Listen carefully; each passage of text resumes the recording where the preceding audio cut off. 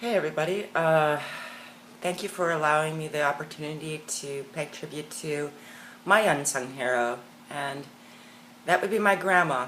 Her name was Emma May Clark. I come from a long line of Clarks. One of them actually signed the Declaration of Independence. His name was Abram Clark. My grandma was awesome. I was the oldest grandchild. It was 6 more years between me and my younger sister.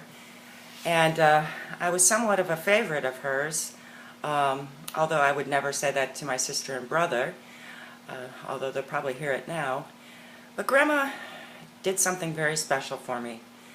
She taught me how to play.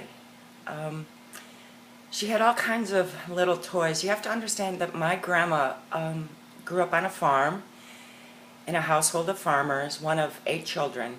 Her father, Otis, was a stern man, a hard worker. He was a good man, but he didn't take much slack from the kids, and he was known to take them to the woodshed if they at times didn't do what they were supposed to. It was common back then. He wasn't an abuser, he was a discipliner. There's a big difference. My grandma told me a story once, and it stuck with me. She said when she was a child, she was at school, and one of the girls said to her, "Hey, take this pencil home with you," because she had a bunch of them. The girl obviously had some money. And my grandma was so happy she took the pencil, and pencils were hard to come by. They used to get fruit in their Christmas stocking. That's how poor they were. And she took it home and told me that she got the worst beating of her life, that my great-grandfather, Otis, told her that they worked for everything in their life and that she wasn't to accept charity when she didn't need it. And I'd have to say that's probably the most painful story my grandma ever told me. But what my grandma did for me, and what makes her a hero to me, is she taught me how to play. She didn't just throw a bunch of toys to me. She would throw 6 sticks on the ground, and she'd say, "Make something, Melanie."